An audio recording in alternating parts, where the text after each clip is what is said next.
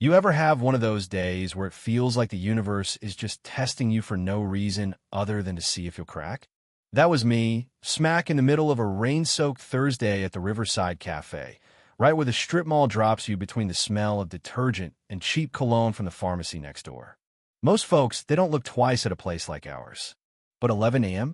That's when everything turns on its head, when you can barely hear yourself think over clattering mugs, ticket printers screaming like they're mad at the world, and a line snaking out the door made of equal parts grumpy old men and harried soccer moms. I'm Tasha Melrose, 29, and I'd been clocking doubles for a week straight. My shoes squished with every step from the morning rain, and my apron was still damp from where I'd caught the wrong end of spilled iced tea. Not that it mattered. I barely had time to breathe, let alone dry off. Table 6 wanted to know where their fries ran off to. A to-go order was demanding attention, and someone's kids, under booth 3, were auditioning for The Exorcist, full volume. Still, you keep moving. That's the gig. Someone snaps their fingers for more ranch. You deliver. That's how you keep the rent paid.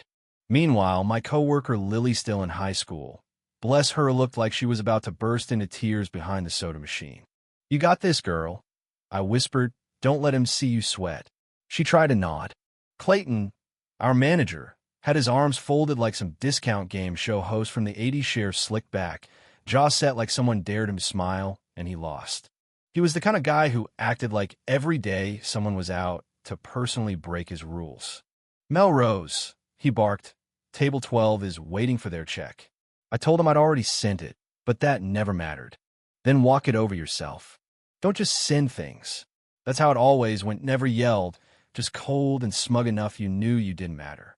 I was on my way to the kitchen when I saw Hema Man at the door, thin as a scarecrow, damp sleeves, hair the color of dirty snow. Nobody else noticed. The place was chaos. Nobody had time for strangers. But there was something about the way he stood, like he wasn't sure if he was allowed to be there. "Sir, you all right?" I asked. He blinked, slow, looking somewhere past me. "Supposed to meet someone, I think." The dog tags around his neck, the battered military patch on his coat, maybe Vietnam, maybe Korea. Didn't need a lesson in history to know he was hungry and lost. I offered him a seat, grabbed a blanket from the lost and found, and walked to the register. Slid a 10 out of my own, tips no freebies allowed. That was Clayton's gospel, but I did it anyway. Told Louise, our cook, to make up a plate. Meatloaf, mashed potatoes, green beans, extra gravy. Didn't even ask.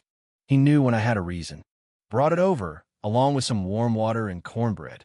The old man looked at that plate like it was a miracle, then up at me. Voice barely there. "You didn't have to." "Yeah, I did," I said, and I meant it. That's when Clayton spotted us. I felt it before he even opened his mouth, like the room got colder. "You mind telling me what the hell that was?" he demanded, loud enough for the nearest tables to pause.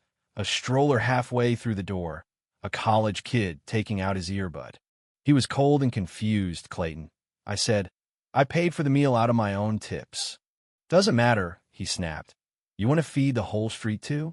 You working for charity now?" I burned, not with shame, anger. He's a veteran, and he looked hungry. I did what anyone decent would do. Clayton leaned in, voice lower, sharper. "You don't run this place." "I do. Break the rules, pay the price."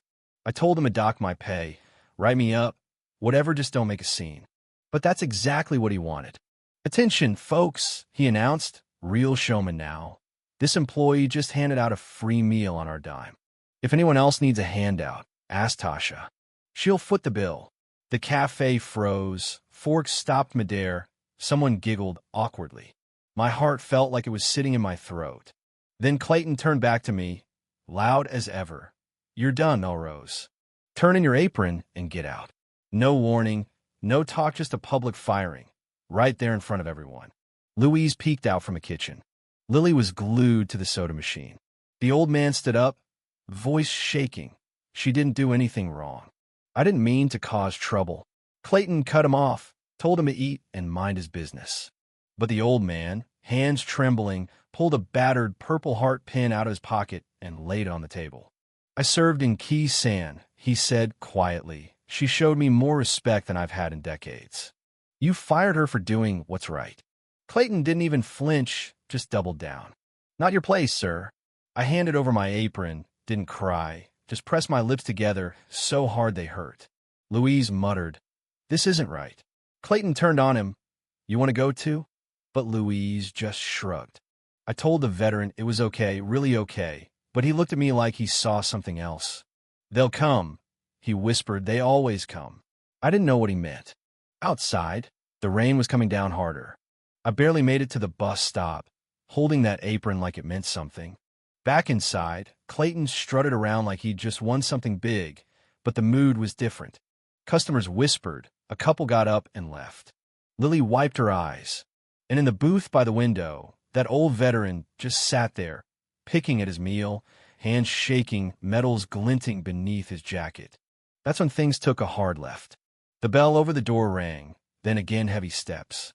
For men, broad-shouldered, uniforms neat, boots shining, one with enough stripes to catch every eye. Marines.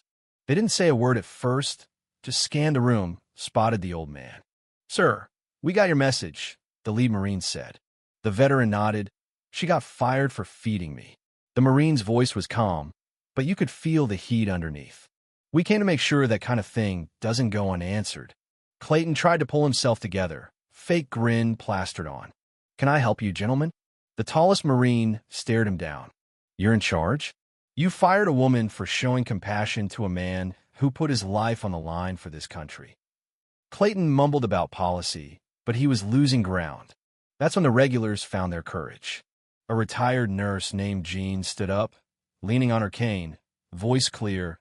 "That old man could have been my brother. And that waitress acted better than you ever will." Reggie, the Uber driver who always sat in the corner, piped up next. "Tasha's the reason I come here. Not for the food." Even Lily, still red-eyed, stepped forward. "She helps me close when it's late, walks me to my car. Only reason I didn't quit my first week."